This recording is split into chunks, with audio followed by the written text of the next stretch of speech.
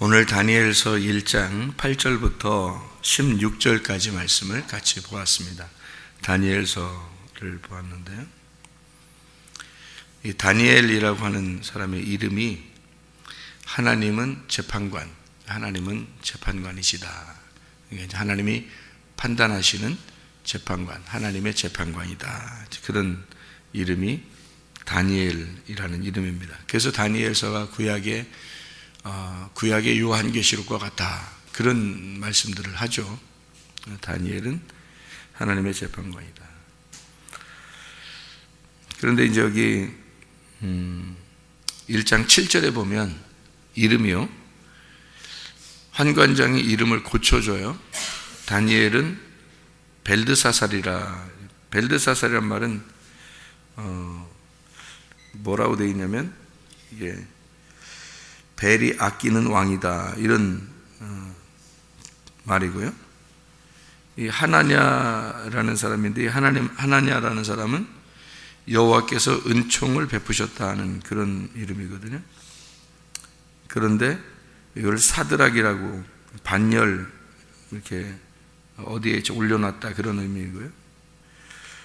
그리고 미사엘이라는 이름이, 미사엘이라는 단어가 이제 누가 하나님 같으냐, 그런 말인데, 이걸 메삭이라고 바꿔서 이름을 했다고 그래요. 귀족의 그림자라, 이제 이런 이름이고요.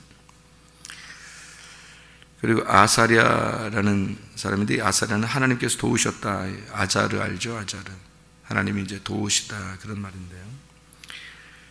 그런데 이제 이것을 아베느꼬라 이렇게 이름을 했다고 그래요. 이게 수성의 지배자라는 단어라고 합니다. 여기 이제 이름을 이렇게 다 바꿔놨어요. 이거 어떤 이름으로 바꿔놨어요? 이게 원래 하나님 자녀들의 이름이에요, 원래 이름이. 그런데 이거를 바벨론의 이름으로 바꿔놨죠. 그러니까 바벨론식으로 이제 바꾸는 거예요. 그러니까 이름이라는 게 성경에서는 굉장히 중요하잖아요, 이름이라는 게. 근데 이름을 갖다가, 원래 이름이 아브람이라는 이름을 갖다가 하나님께서 어떻게 바꿔놨어요? 아브라함으로 바꿔놓은 거예요. 사레라는 이름은요, 사레라는 이름은 사라, 이렇게 바꿔놓고요. 그리고 야곱이라는 이름은 이스라엘이라는 이름으로 바꿔놓죠. 그러니까 혼자라는 이름에서 이렇게 단체의 이름으로 바꿔놓는 거죠. 혼자 이름에서 단체 이런 이름. 그게 무슨 말이냐면, 아브람일 때는 혼자 잘난 사람이란 뜻이거든요. 혼자 왕이다, 이런 말인데, 아브라함 그러면 이제 민족의 아버지가 된다, 믿음의 조상이 돼서 민족의 아버지가 된다, 이런 열방의 아버지가 될 것이다 하는 단체를 만들어 놓고, 사레도 마찬가지나 여왕이라는 말인데, 이게 이제 그 민족의 어머니로, 그러니까 열방의 어머니로 이렇게 만들어서 단체적으로 만들어 놓죠. 야곱이라는 사람이 혼자 있을 때는 그 발뒤꿈치나 잡는 그 발뒤꿈치라는 이름을 가졌는데, 이 사람을 하나님께서 이제 다시 다루시고 만나셔가지고 이스라엘, 하나님으로서 이기셨다, 그리고 너를 통해서 이제 민족이 나올 것이다, 그런 이야기를 이제 하죠. 이스라엘이라고 축복을 합니다. 그런데 여기서는 이제 반대로 원래 하나님께서 주신 좋은 이름들이 있어요. 그러니까 다니엘 같으면 하나님은 판단하신다, 하나님은 재판관이시다, 하나님의 재판관이다, 이런 이름을 가지고 있고, 이 하나냐라고 하는 사람은 하나님께서 은총을 베푸셨다, 그런 이름이고요. 미사엘이라는, 누가 하나님 같으냐, 그러니까 한번 보자, 그런 말이고, 아사랴라는 사람은 하나님께서 그래서 우리를 도우셨다, 그런, 다 같이 친구들은 친구를 보면 알죠. 친구는 친구를 보면 알아요. 누구랑 같이 주로 같이 있는가를 보면 그 사람을 알게 되죠. 누구랑 같이 있느냐를 보면. 그래서 보면 그 교회 다니고 이런 사람들은 교회 안 다니는 사람하고 친구가 되기가 참 어렵죠. 고집도 있고 그래서 그런가? 다른 사람들하고 친구 되기 참 어렵다. 근데 예수 믿는 사람들끼리 왜 이제 안 믿는 사람하고 이게 친구가 되기 어렵냐면, 친구라는 게 룻이라는 여자 이름이 친구인데요. 친구가 룻이라는 여자가 남편이 있었는데 남편이 죽었죠. 남편 죽어서 베들레헴에 올라와 가지고 다윗의 조상이 되는 그 보아스를 만나게 됩니다. 보아스는 하나님의 능력인데요. 이 룻이라는 여자가 와가지고 다른 사람 만난 적이 있어요, 없어요? 룻이 다른 사람 안 만났어요. 시어머니 나오미와 함께 올라와서 다른 사람 만나본 적이 없어요. 보아스 한 사람만 만났습니다. 그러니까 여러 명의 친구보다 한 명의 친구, 그러니까 확실한 친구, 남편 하나 잘 만났더니 끝났더라. 그러니까 남편과 아내는 어떻게 돼야 된다는 것을 룻기서에서 그렇게 보여주는 거예요. 친구가 돼야 된다.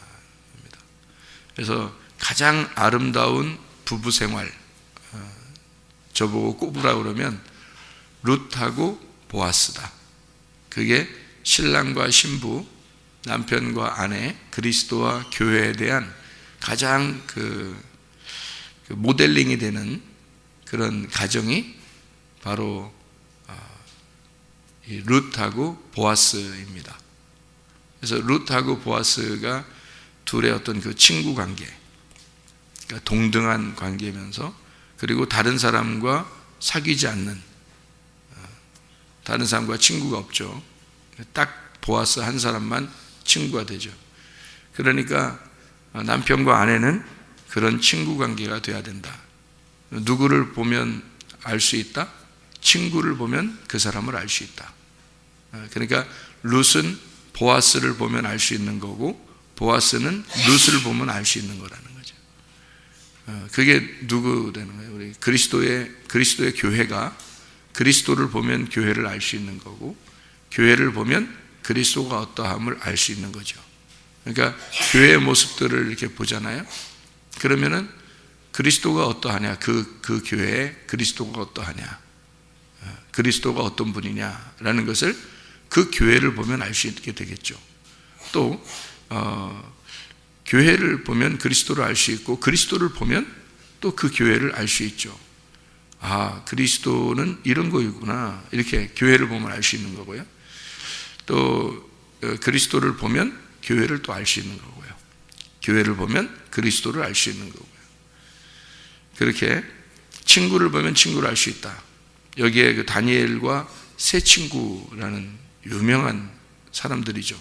다니엘과 세 친구, 유명한 사람들인데요.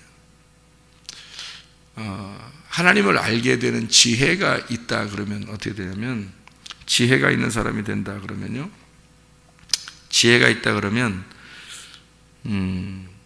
사람의 얼굴이 변한다. 사람의 얼굴이 변한다. 지혜가 있으면. 머리가 좋으면 그런 얘기가 아니고, 하나님의 지혜가 있으면 사람의 얼굴을 바꾸게 된다. 어디 나오는 말인데요? 어디 나오는 말인데? 전도서 8장 1절에 나오는 말이죠. 전도서 8장 1절에 뭐라고 되어 있어요? 전도서 8장 1절에 보면요, 이런 말씀이 있어요. 누가 지혜자와 같으냐? 누가 사물의 이치를 아는 자이냐? 사람의 지혜는 그의 얼굴에 광채가 나게 하나니 그의 얼굴에 싸나운 것이 변하느니라. 이렇게 되어 있습니다. 그러니까 얼굴 한 번쯤은 바뀌어야 돼요. 얼굴 한 번쯤은 변해야 돼요.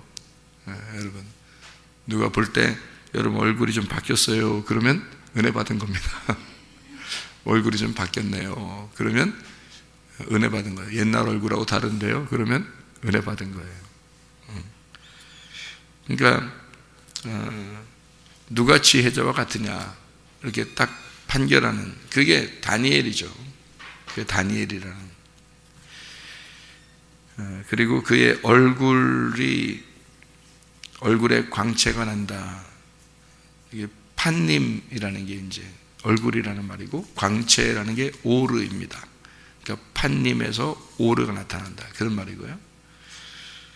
사람의 지혜의 아담 호크마인데요. 아담의 그 지혜, 사람의 그 지혜. 그래서 그걸 이치를 깨닫는 사람의 지혜가 이치를 깨닫는 사물, 이치를 깨달았다. 그게 무슨 말이냐면 다바르 페쉐르라는 단어입니다. 그러니까 하나님의 말씀 이 자체를 이해하는 거 있잖아요. 요거를 이렇게 풀어지는 거, 요게 풀어진다 그러면 얼굴이 광채가 난다. 그렇게 그 말은 무슨 말이냐면 이렇게 한번 봐봐요. 쉽게 이 성경책이 얼굴이라고 생각해봐요. 얼굴. 그러면 이게 이렇게 펼쳐서 이걸 이해를 했더니 이게 빛이 나더라. 이게 이 성경책이 펴서 이해를 했더니 빛이 나더라. 아, 이런 말씀이었네. 이렇게 깨달아졌더라. 그런 그러니까 하나님의 얼굴이 빛이 나더라. 언제 그런 빛이 나는가요? 언제 이렇게 빛이 그 얼굴에 빛이 난 사람이 하나 있는데, 얼굴에 빛이 난 사람이 모세죠. 모세가 얼굴에 빛이 나가지고, 얼굴에 빛이 나서 사람들이 얼굴 못 쳐다봤죠. 그랬더니 그거를 이제 신약에서 고린도후서 3장에 보면 바울이 이거를 어떻게 해석을 했느냐면요, 고린도서 3장에는 13절에 우리는 모세가 이스라엘 자손들에게 장차 없어질 것의 결국을 주목하지 못하게 하려고 수건을 그 얼굴에 쓴 것 같이 아니하노라. 그러나 그들의 마음이 완고하여 오늘까지도 구약을 읽을 때 그 수건이 벗겨지지 아니하고 있으니 그 수건은 그리스도 안에서 없어질 것이라. 오늘까지 모세의 글을 읽을 때에 수건이 그 마음을 덮었도다. 그러나 언제든지 주께로 돌아가면 그 수건이 벗겨지리라. 주는 영이시니 주의 영이 계신 곳에는 자유가 있느니라. 우리가 다 수건을 벗은 얼굴로 거울을 보는 것 같이 주의 영광을 보매 그와 같은 형상으로 변화하여 영광에서 영광에 이르니 곧 주의 영으로 말미암음이니라. 이렇게 되어 있습니다. 수건 벗겨진다, 그렇게 이야기를 했는데요, 모세가 수건을 이렇게 덮었어요. 왜 덮었나? 네? 너무 빛이 나니까, 광채가 나니까 덮었거든요. 출애굽기 34장에 나오는 그런 말씀이거든요. 그게 고린도서 3장에 바울이 뭐라고 해석을 했어요? 모세의 얼굴에 수건을 이렇게 덮어놨다. 그 말은 빛이 나니까 덮어놨어요. 그러면 덮어놓는 이유가 있는데 사람들이 모세의 얼굴을 쳐다보지 못하도록 덮어놨다는 거예요. 왜 덮어놨냐면 모세 얼굴 쳐다보면 자꾸 이제 헷갈리니까. 왜 헷갈리냐면 모세를 너무 위대하게 보니까. 그래서 이제 덮어놨다, 이렇게 이야기를 하죠. 바울이 해석을 할 때는. 왜 그러냐면 바울은 지금 누구를 설명하고 싶었던 거예요? 예수님을 설명하고 싶은 거예요. 예수님을 설명하고 싶은데 구약에 있는 사람들이 모세의 얼굴을 보지 못하고 얼굴을 이렇게 수건으로 덮어서 모세가 했었다. 왜 그런가 봤더니 모세는 잘 몰랐는데, 자기가 빛이 나는지 잘 모르는데 사람들이 너무 빛이 난다 그러니까 수건을 이렇게 자기가 덮은 거예요, 사람들하고 있을 때는. 그런데 이제 모세가 하나님한테 갈 때는, 산으로 올라가서 하나님한테 갈 때는 수건을 벗어놓고 올라가더라는 거죠. 그리고 다시 내려올 때는 사람들에게 수건을 이렇게 덮어놓고 내려오더라는 거예요. 그러니까 모세 자체가 뭐라는 것을 설명하고 싶은 거예요. 바울은 수건이 덮여졌다. 수건이 덮여졌다. 모세가 뭐라는 것을 얘기하는 거예요. 지금 구약에 있는 이야기를 바울은 뭐라고 해석을 했는 거냐면, 이 얼굴이 모세의 얼굴, 모세가 지금 하나님을 만났다는 거예요. 하나님을 만났더니 수건을 벗어놔도 될 정도로 이게 만났어요. 근데 사람들한테 와서는 이걸 가려놨어요. 왜 그러냐면 이게 모세 자체가 율법이에요. 율법 말씀. 근데 이 율법이라는 말씀을 모세한테 주었으니까 원래 하나님이 말씀이고 하나님이 율법이잖아요. 근데 그 율법을 모세가 가서 만났어요. 그랬더니 그 율법이 풀어진 거예요. 그래서 이게 빛이 나온 거예요. 다시 말하면 모세의 얼굴이 빛이 났다는 얘기는 모세한테서 이 율법의 말씀이 풀어졌다는 말입니다. 근데 이 사람들한테 왔더니 사람들은 이게 풀어져서는 안 되는 거예요. 이 율법이 풀어져서는. 왜 풀어지면 안 되냐면 예수님이 와서 풀어줘야 되거든요. 그러니까 모세는 구약의 예수님과 같은 역할을 하기 때문에 구약의 예수님과 같아서 하나님의 아들로 이 하나님과 대면해서 이 말씀이 풀어져야 되죠. 이 모세한테는. 그런데 사람들 백성들에게는 풀어지면 안 되는 거거든요. 그러니까 수건으로 가려준 거예요. 이해 못하도록. 누가 와서 이해를 시켜줘야 되냐면 예수님이 와가지고 이거를 수건을 벗겨줘야 되거든요. 근데 이제 바울이 걱정하는 거는 예수님이 왔는데도 왜 수건이 안 벗겨지냐 이거예요. 너희들한테 왜 마음의 수건이 안 벗겨져서 성경을 아직도 모르냐 이거죠. 성경을 왜 깨닫지를 못하느냐. 그런 얘기를 바울이 한 거예요. 그러니까 구약의 이 말씀들은 사실은 풀어져야지 되는 말씀들이에요. 누가 오면은 풀어져요? 예수님이 우리 안에 오시면 이게 풀어지게 돼 있어요. 근데 잘 안 풀리죠. 그러니까 바울이 하는 얘기예요. 왜 예수님이 왔다고 하면서도 왜 너희들은 안 풀리냐? 이제 그런 얘기를 한 거예요. 그게 고린도서 3장이에요. 그러니까 이 수건으로 이렇게 가려졌다는 게, 수건이라는 게 성경에 많이 나오죠. 뭐 달란트 비유에서도 나오고, 수건으로 싸가지고 이렇게 땅에 숨겨놓고, 그리고 나사로가 무덤에서 죽어서 나오는데 이제 수건으로 이렇게 덮여 있었죠, 얼굴이. 그러니까 예수님께서도 이제 그걸 이제 그 베일을 벗겨줘라, 이제 그런 얘기를 하죠. 그러니까 뭐 이렇게 숨겨놓고 그러면 이제 또 이렇게 싸가지고 수건으로 이렇게 싸놓고 이런 얘기들이 있는데, 그런 그 수건이 덮여졌다는 말은 그 수건이 우리의 육체를 설명하려고 하는 그런 내용이에요. 그래서 육체의 것을 이제 벗겨줘라. 그래야 우리가 영 안에서 살아갈 수 있다. 그래서 수건을 벗겨놔라. 바울 사도가 하는 얘기는 수건을 벗겨놔라. 너희 마음에 있는 수건을 벗겨라. 그러면 뭐로 살아갈 수 있다? 영으로 살아갈 수 있다. 주님은 영이시니까 영으로 살아갈 수 있다. 반대로 뭐로 살아가지 마라? 수건 덮어놓고 살아가지 마라. 육체로 살아가지 마라. 그 말을 거기서 해주고 있죠, 고린도 3장에는. 그러니까 뭐가 우리의 눈을 가리워서 성경을 못 보게 하는 거예요? 예, 우리의 육신이 이것을 가리워서 못 보게 하는 거예요. 그 육신이 못 보게 하는 거니까 그 육신은 뭘 말한다고요? 수건을 말한다고. 그러니까 이 수건이 찢어져야 되겠죠. 그러니까 예수 그리스도의 육체가 이것을 예수님이 십자가 못 박혀 돌아가심으로 육체가 찢어졌죠. 그래서 휘장이 찢어진 거예요. 찢어지니까 그 안을 훤히 볼 수 있게 된 거죠. 예. 그러니까 여기 수건이라고 하는 것이 찢겨져야 되고 없어져야 된단 말이에요. 벗겨져야 된단 말이에요. 그런데 이걸 계속 이렇게 쓰이고 있는 거예요. 그러니까 우리가 어떻게 할 때 하나님 말씀이 깨달아지겠어요? 진짜 회개할 때 말씀이 깨달아진다. 그러니까 깨달아진 말씀을 들을 때도 마찬가지예요. 자기 마음에 육체 그 수건이 덮여져 있으면요, 이 말씀이 안 심겨집니다. 그러게요. 이게 찢겨져야 돼요. 그걸 찢겨진 밭을 좋은 밭이라 그러는 거예요. 그래서 농사를 접으면 알죠? 농사에서 좋은 밭 하면 그냥 막 밟아놓는 걸 좋은 밭이라고 그래요. 이렇게 호미로 막 판 걸 좋은 밭이라고 그래요. 호미로 판 걸 좋은 밭이라고 그래요. 그렇죠? 그러니까 뭐가 이렇게 덮여 있는 거를 좋은 밭이라고 안 해요. 딱딱한 거 이런 거 좋은 밭이라고 안 해요. 돌도 제거하고 가시도 다 제거하고 딱딱한 것들 이렇게 호미로 파가지고 이렇게 부드러워졌을 때 그걸 좋은 밭이라고 그러는 거예요.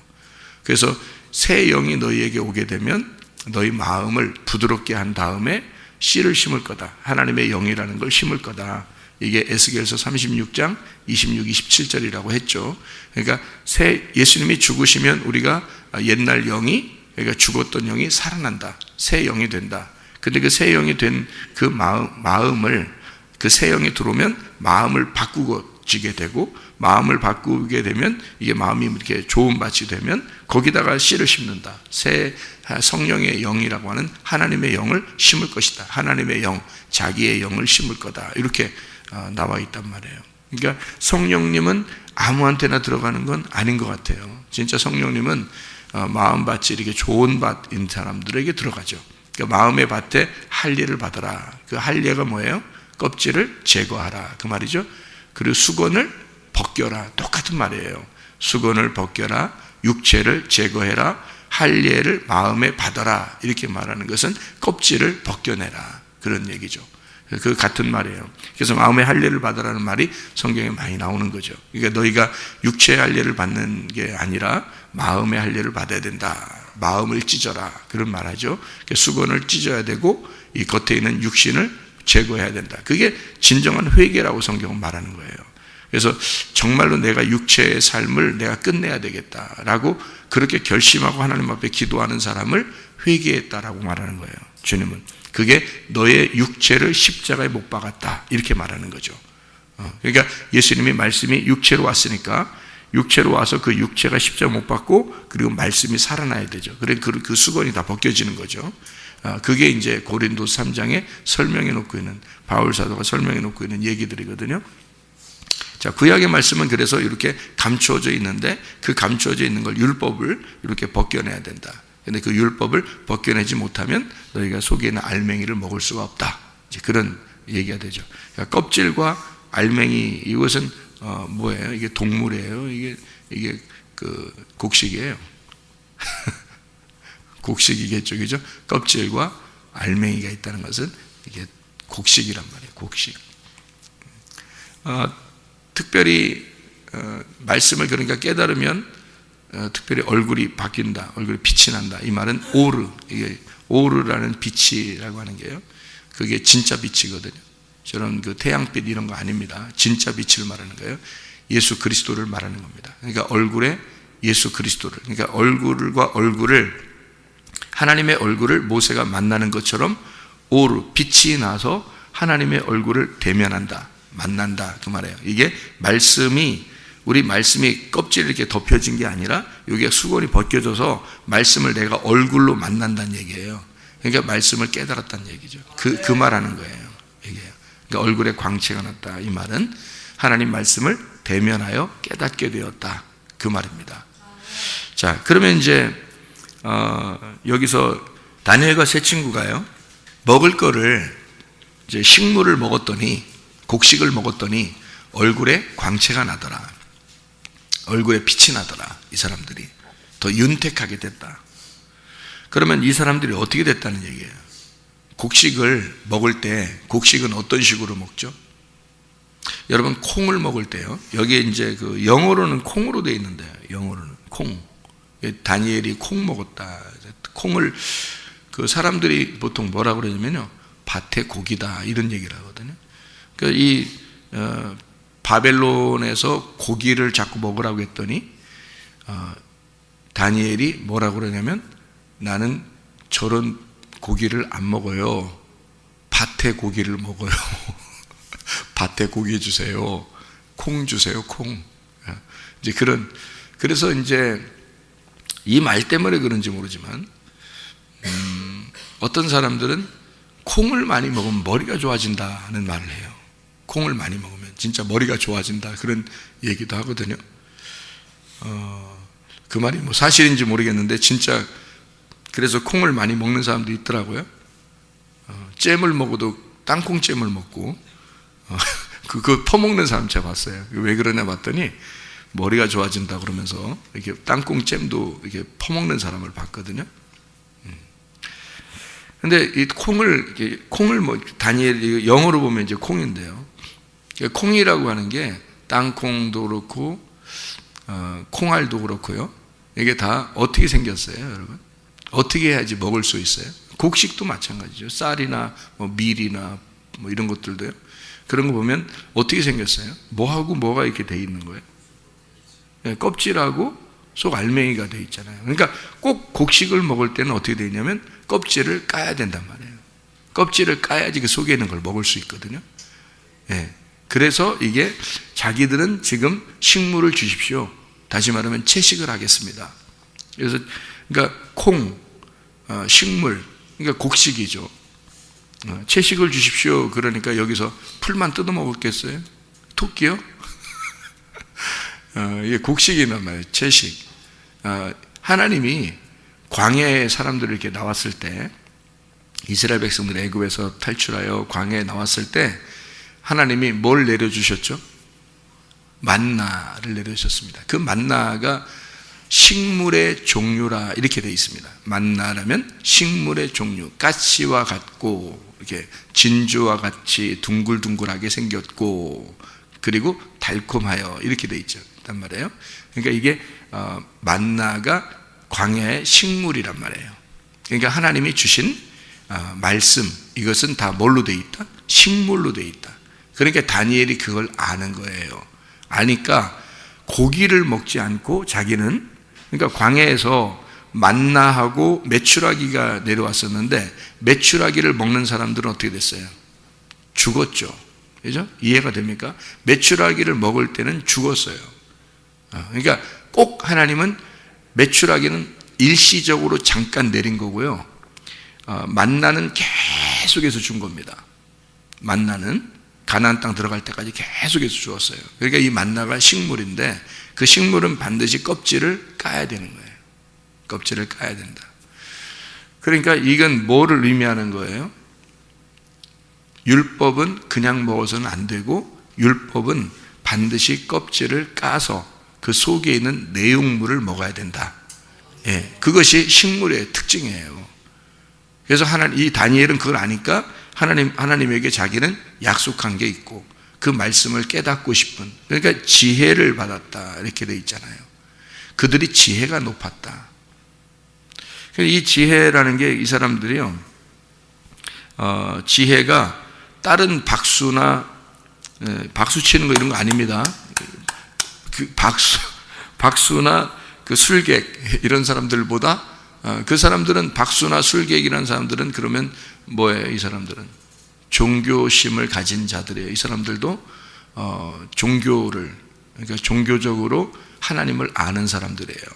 그런 사람들보다 10배나 나았다, 지혜가요. 이거를 이제 우리가 여기 문자적으로 보면 10배니까 지금 우리나라로 따지면 사람들 IQ가 평균이 몇이죠? 평균이 100 안 되나 100인가 그래요. 우리나라 IQ가요. 그래도 세계에서 그래도 우수한 민족이라 그러는데 우리가 머리가 좋다고 그러거든요. 우리나라 민족이 머리가 좋다고 그래요. IQ가. 근데 IQ가 보통 100 정도 된다 그러죠. 그러니까 더 높은 사람이 있고, 그러니까 100만 넘으면 머리 좋은 사람이에요. 100 안 되는 사람이 참 많아요. 여러분 주변에. 그러니까 보면 알아요. 사람들하고 얘기해 보면 100 안 되는 것 같다, 100 높은 100보다 높은 것 같다, 이거 금방 알아요. 100 정도가 딱 평균이거든요. 우리나라가 지금 IQ가요. 요즘 애들은 더 나쁠 수도 있어요. 맨날 게임만 하고 그러니까 머리가 이제 둔해질 수도 있는데, 이게 100 정도 이렇게 IQ가 딱 돼 있다면 10배면 몇이에요? 1000이죠. IQ 1000인 사람이 어디 있어요? IQ 1000. 그러니까 이게 10배. 그러니까 굉장하죠. 그러니까 다니엘과 세 친구는 IQ가 뛰어났다, 이런 얘기도 될 수 있겠죠. 문자적으로 보면은. 그러니까 보통 그 사람들 따를 수가 없는 거죠. 보통 사람들은. 그런데 이제 10배니까 열이라는 거죠. 그리고 또 14절에 보면 그가 그들의 말을 따라 열흘 동안 시험했다 이렇게 되어 있거든요. 다니엘서 1장에. 그러니까 열흘 동안 시험했고 그들의 지혜가 10배나 많았다라는 말은 열 말씀을 얘기하는 거죠. 열 말씀을 시험해 봤더니 이 열 말씀이 그들에게는 완전히 풀어졌더라. 그러니까 이건 하늘의 지혜를 말하는 거지 땅의 지혜를 얘기하는 게 아니죠. 다시 말하면 10배나 지혜가 높았더라라는 말은 이들이 성경을 땅의 지식으로 아는 게 아니라 하늘의 지식으로 알았다 이 말입니다. 하늘의 지식으로 알았다 이 말씀을 그들이요. 이게 다니엘서 1장의 1절을 보면요. 1장 1절에 보면 유다왕 여호야김 다스린 지 3년이 되는 해 바벨론 왕 느부갓네살이 예루살렘에 이르러 성을 에워쌌더니 라고 돼 있어요. 2절에 보니까 뭐라고 되어 있냐면 주께서 유다왕 여호야김과 하나님의 전 그릇 얼마를 그의 손에 넘기심에 그가 그것을 가지고 신할 땅 자기 신들의 신전에 가져다가 그 신들의 보물창고에 두었더라. 어디요? 신할 땅. 바벨론은 어디에 있었다 그러니까 신할 땅에 있었다. 그럼 바벨론이 신할 땅에 있었는데 신할 땅의 주인이 누구예요? 신할 땅의 주인이, 처음의 주인이 함자손 니므롯입니다. 그게 신할 땅의 주인이고요. 창세기에 나와 있는 창세기 10장에 보면 여러분이 나와 있는 그런 내용들을 알거든요. 함자손, 그러니까 함이 함자손이 노아의 그 자손이죠, 그죠? 노아의 자손이고, 그리고 함자손에서 니므롯이라는 사람이 나와요. 그게 신할 땅의 주인이에요. 그게 바벨론의 그 원조죠. 그리고 거기에다가 뭘 지어요? 바벨 탑을 짓습니다. 그러니까 바벨 탑이 있는 바벨 탑 짓는 곳이 바벨이고요. 그게 바벨론이 되는 겁니다. 그러니까 이 바벨론은 요한계시록에도 나오죠. 그러니까 요한계시록에 왜 바벨론이 나와서 바벨론을 음녀라 그럴까요? 그리고 그것을 무너뜨려야 된다 그러죠. 그러니까 바벨론이 요한계시록을 쓸 때는 로마 시대예요. 바벨론, 메데파사, 그리스, 로마. 벌써 로마 시대에 요한계시록을 쓸 때인데 창세기 10장에 나오는 바벨탑이 있는, 그리고 여기 지금 다니엘서에 나오는 바벨론, 이것이 요한계시록에 왜 나와요? 이미 없어졌는데 나라가. 그것은 바벨론, 메데파사, 그리스, 로마, 이게 계속 다 뭐에 이루어졌다는 거죠? 바벨론의 후예들이다라는 얘기고요. 그 바벨론은 어디의 후예라는 거예요? 예, 바벨탑의 후예라는 얘기예요. 신할 땅에 있잖아요. 지금 여기서 신할 땅이라고 하잖아요. 그죠? 바벨론, 그의 신할 땅에, 그죠? 그 신할 땅이라는 얘기를 왜 써놨겠어요, 여기에요? 바벨탑을 지은 곳이 신할 땅이에요. 그러니까 여기서 지금 다니엘 1장은 뭐를 비교하고 싶었던 거예요? 다니엘서 1장에는 뭐를 비교하고 싶었던 거예요? 바벨탑을 짓는 자와 바벨탑을 지어서 거기에 순종하지 않는 자의 비교를 하는 거예요.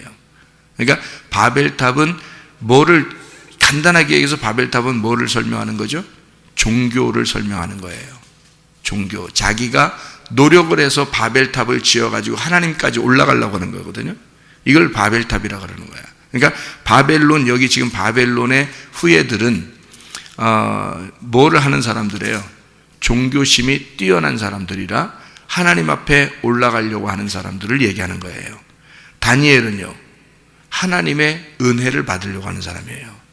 다시 말하면 하나님이 껍질 까서 주시는 음식을 먹고 싶은 사람들, 이게 다니엘이에요. 그러니까 음식이 다른 거죠.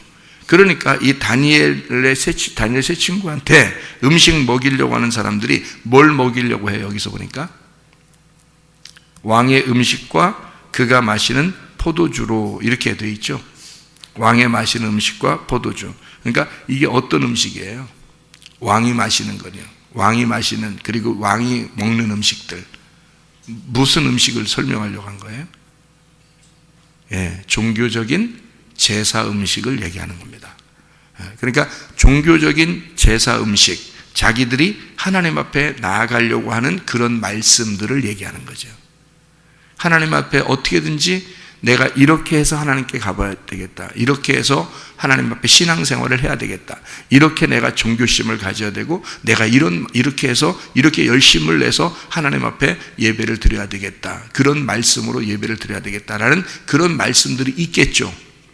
그렇게 우리한테 설명하는 사람들도 있겠죠.